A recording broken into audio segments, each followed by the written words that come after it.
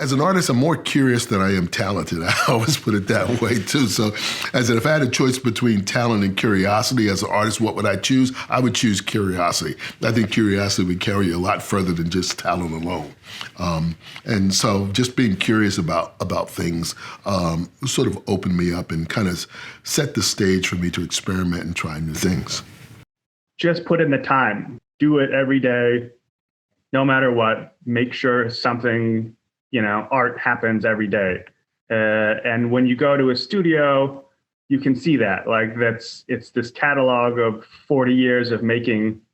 You can see it's an everyday process. I mean, he's maybe the most prolific artist that I know. And he's, twice the age of most of the people I know, and still makes more work than everyone. And I think the work kind of leads me where it wants to go. That has sustained me for 40 years as being a maker and being an artist and being open to change and within my own work and transitions with my own work. So what Clarence modeled for me, and it took a long time for the lesson to take. I mean, we're talking 20, 30 years. It modeled a way to be completely serious about what you're doing as a painter. The whole idea, it felt like, was to get us all to think and to really bring it to a very alive place, like a very collaborative place. It's a whole approach to art. It's working in a spontaneous way, allowing things to come from inside you or from the stratosphere or from the muse or the genius that's on your wall, which is waiting to come out. My approach to teaching is to teach students how to think about art and how to basically, ask the right questions. And it's not about technique all the time. I mean, technique, I'm not throwing technique under the bus, but I think, if all you have to give to your creative spirit is technique, it's going to starve. We crack jokes a lot, and I feel like we have a good time. But then there's always this, he'll then just bring out these nuggets of wisdom that are so on point that you're just like, we just started talking about this. I think the big thing is just his very large personality. And he can make everyone in the room feel good about what they're doing, no matter what it is.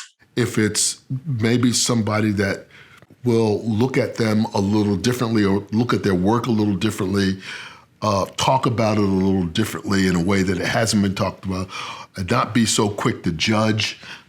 Those kinds of things just really lay down a carpet of comfort for people. As a professor, he had this idea of, I can't bring the spark for you, you have to bring that. And he can sort of be the bellows or the, fan the flames. And make them bigger, but you have to bring the idea and the want and the spark. If there's a little spark, my job is to fan the spark to turn it into a big flame, and so they can get excited on their own, and then they kind of go. He's certainly one who plants a lot of seeds, not knowing how they'll grow. But as a teacher, I think he's a great farmer.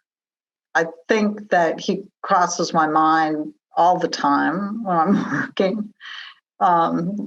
That's just the way that the influences continue. I have a garage studio that I work in, but whenever I walk in there, I think I would say to Clarence, you kind of walk in there with me. Well, we don't need to define it.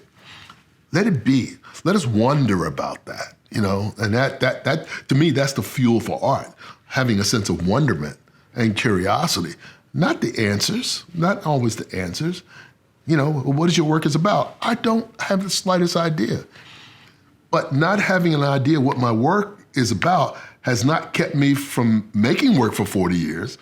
So, maybe I don't need to know. I think the minute that I know what my work is about, maybe that's when it all ends.